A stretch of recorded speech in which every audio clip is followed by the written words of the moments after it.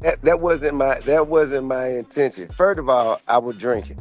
Um, so I guess my points weren't made clear as I thought that they were. I was speaking on my experience that I had in in participating or considering the participation in Versus. The question that was asked, had I made another list of people who I could, and I'm like, nah, I don't want to engage in that because my experience has been just going back and forth bickering with people for the public's entertainment, and that's not something that I want to engage in. That is what I refer to as poor people activity, not the verses within itself. I just got off the phone with Swizz and I talked to Timbaland earlier. Hey, listen, man. All of us were at one time with just kids wishing to be a part of this thing called hip hop. You know what I'm saying? We just wanted to be involved because we loved it so much. So to take it from our wishes and dreams and prayers and desires, to take it from that to actually be able to build things that will live on past us beyond our lifetime, man, that's a blessing in itself. You know what I mean? And I've never did nothing but look up to Tim and Swizz, and I had the utmost respect for them and everything that they've accomplished and everything they've contributed to the culture. And it ain't never my intention and never my, I ain't on that. Like, trying to speak ill of my friends and the people that I respect. Don't get me wrong, I've gone on record saying can't nobody with me, and I stand on that. But I also understand what ego does to opportunity. Engaging in a battle of ego, going back and forth, bickering with other men for the public's entertainment. When I say it's poor people activity, I'm saying it's activity that I don't want to. And and mind you, I was drinking, but that's just something that I don't want to waste my time, effort, and energy doing. Yo, yo, it's Big Ant the Spokesman, man. We back with another edition of Urban Politicians TV, UPTV. Make sure y'all stay on your pivot at all times. Had to tap in because T.I. found himself caught up in what he'd probably call a little internet kerfuffle yesterday.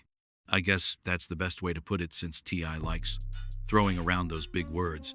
This all came after some comments he made during his recent media run on The Breakfast Club, $1 Million Worth of Game, and the Joe Budden podcast.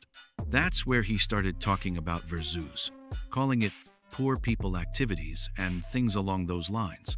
But honestly, it wasn't just the phrase itself that had people talking. It was the way he delivered it. Now, you hear him saying right here, "Man, I had some liquor in my system. I was drinking." Then he followed it up by saying, "An ego can destroy the body." You know how T.I. gets when he's in that mode. But let's keep it all the way real. If he had simply said the back and forth, the arguing, the beefing, that all of that was poor people activities and then added, "I'm still down to do a Verzuz for the culture," it probably would have landed differently. The bigger issue was that he didn't stop there. He also said there wasn't any money in it, and the way he said it came off almost like he was disgusted by the idea. That's where things got tricky. Once you leave your words open to interpretation, people are going to take them however they want. And of course, the internet did exactly what the internet always does. Folks started throwing around the old saying that drunk thoughts come from a sober heart. That became the narrative, and we all know how fast those conversations spread. Like T.I. explained, he reached out to Swizz, Beatz, and Timbaland, the two guys who turned Verzuz into a major platform. Now, maybe they got inspiration from Tory Lanez when he had Instagram Live on fire during the pandemic with Quarantine Radio. DJ D-Nice also had his own movement going. I don't know exactly who first came up with artists battling each other online, but Swizz and Timbaland put everything together, made the business moves, and built Verzuz into what it became.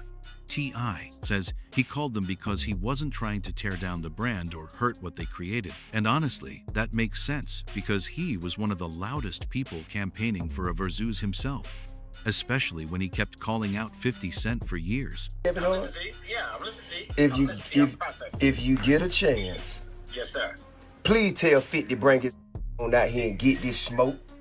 Oh, Jesus. Please tell 50 Cent get his hit records and come on and sit down and see what the South got to say. He either gonna have to accept the challenge or those are the only two options. Well, you just let me know, God. Cause I'm looking for a jet. He got a party tonight. I'm looking for a jet. I'm going up there and I'm gonna commandeer his celebration. Jesus Christ. That man said commandeer. When you start using words like that, that's when you're serious. And I said who I wanted. You want Weezy? I said I wanted 50. That's what I said. He don't want no smoke though. Oh, Lord. I called my man out. He don't want no smoke. He ducking smoke. But no matter how you look at it, it still came off looking wild. Let's be clear, nobody ever viewed Verzuz as something that was all about making the biggest paycheck. From the business side, absolutely. Artists deserve to get paid for their work. That's your craft. Handle your negotiations behind the scenes however you need to. But from the fans' perspective, nobody was sitting around wondering how much money somebody made from doing a Verzuz. We were just excited to watch legends from the R&B world step on that stage. Artists many of us grew up listening to. Then more legends came through and gave us performances that really connected with the culture. We watched Gucci Mane and Jeezy, two trap icons, create one of the biggest moments in hip-hop. Then we got Jadakiss, The Lox, and Dipset, and that became another unforgettable cultural moment. Let's keep it real. It also reminded a lot of people just how incredible some of these artists' catalogs really were. Even T.I. admitted that both artists usually get a boost after doing a Verzuz. So when you start talking about money, while also calling it poor people activities, people are naturally going to react. To be fair, T.I. did come back yesterday and address everything, so it's only right to acknowledge that too. But still, that's just not something you can casually say. Of course, get your money, take care of your family, make sure you're paid what you're worth and negotiate the best deal possible. Nobody's arguing against that, but Verzuz also brings sponsorships, advertising money, and major exposure. How much more do you really need when it's already helping promote your brand? After a Verzuz, you can go straight into a tour. It keeps fans engaged, brings new listeners to your music, and gives your catalog fresh life. That's why you've got to be careful with how you speak on certain parts of the culture. Everything isn't about chasing the biggest dollar. And calling something poor people activities misses the point because so much of the culture came from people who didn't have much. Let's just be honest. Not everybody, but a huge part of hip-hop grew out of struggle in tough circumstances. Right, wrong, or however you see it, that's still love. The people with the least are usually the first ones supporting you. They're the ones buying your CDs out the trunk, grabbing your merch, and backing you before the mainstream ever notices. That's why you should always stay connected to the streets and never lose respect for the people who helped build your career. At the end of the day, T.I. did respond and tried to clear everything up. Some people will accept it, others won't. He's also got a new album on the way, so he's already out here doing promo, and this situation definitely brought more attention his way. I don't think he was intentionally trying to disrespect anybody, but he definitely didn't choose his words carefully.